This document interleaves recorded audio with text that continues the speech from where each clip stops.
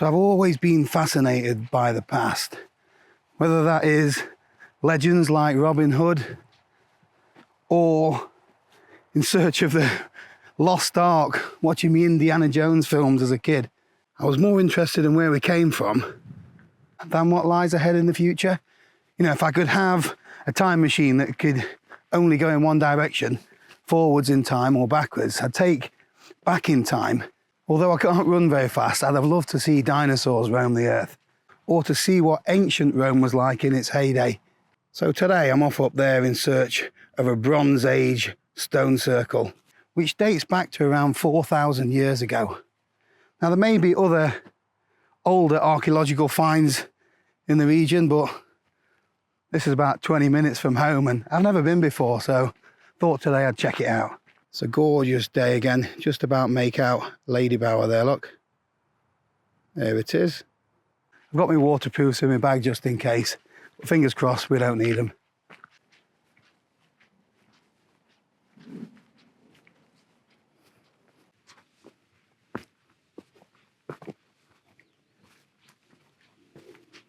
I think that's the steep bit out of the way. This little path should take us along to Hordron Edge. Over there you can see Stanage Edge, look. Derwent Edge. And I think the further along we go, we get a better view of Lady Bower. So I've parked the car down at a place called Cutthroat Bridge. So far I've been walking for around 15 minutes. I've not plotted the route, but it's probably about another 10-15 minutes till we get to the stone circle. I had actually thought about doing a wild camp up here, but there's a lot of activity from some kind of vehicle anyway. This moorland is managed by the Moscar estate, and I know they're pretty keen when it comes to moving wild campers along. The views have just gone up a notch.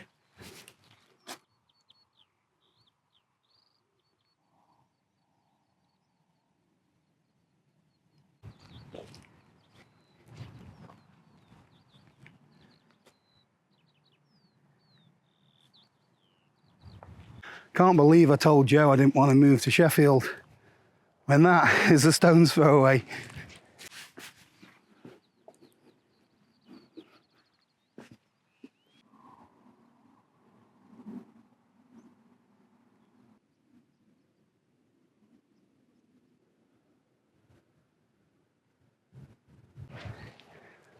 Oh, we're there, look. Really easy to get to, just a little over 20 minutes. Why have I never been here before?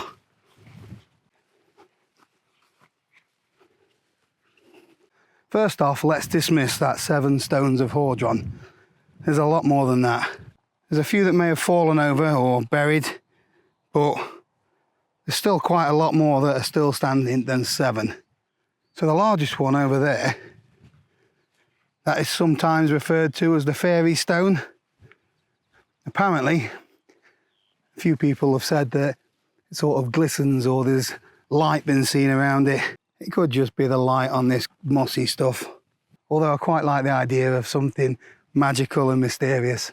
So there's quite a lot of these megalithic stone structures spread across Britain and Europe. But different parts of the world set things up differently. Not all of them are circular. Some of them have a centre stone.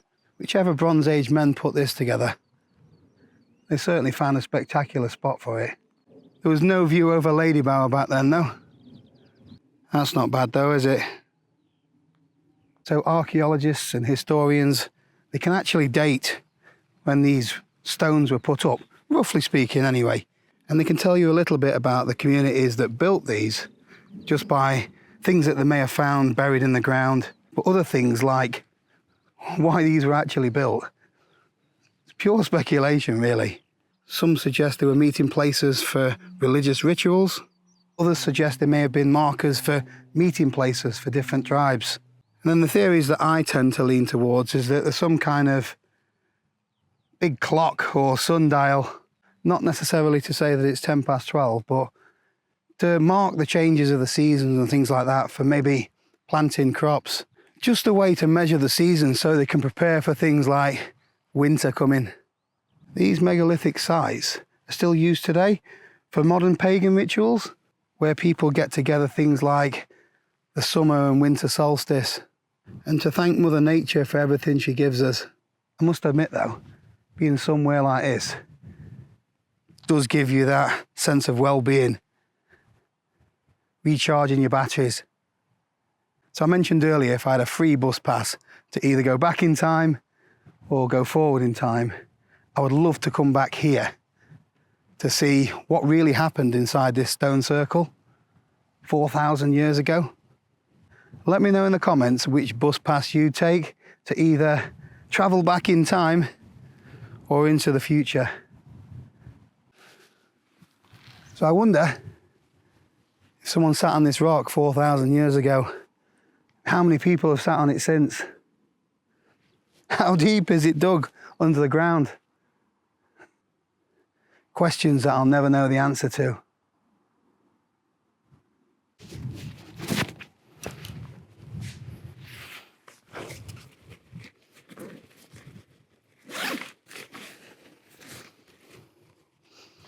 It's a bit windy, but we'll see if we can get the drone up. Follow. Orbit.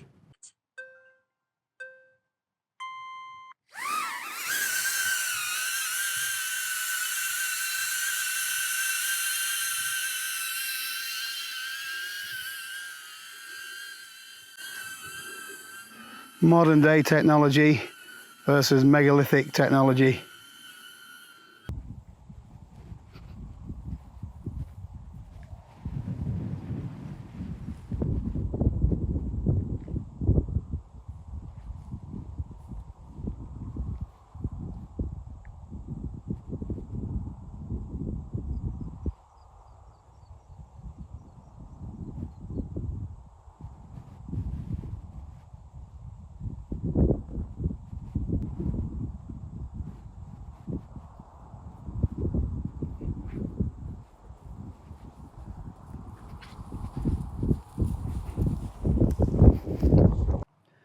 So I've just had a terrible thought.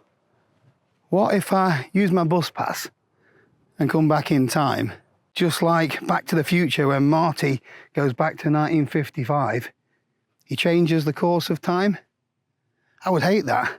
I love where I am at this moment. I'm really grateful for everything I've got. I've got a beautiful wife, got a wonderful family. I've got a back garden like this. And my legs still work and keep getting me up the hills. Maybe I shouldn't accept that bus pass after all. Anyway, hope you enjoyed the video. I'll see you tomorrow.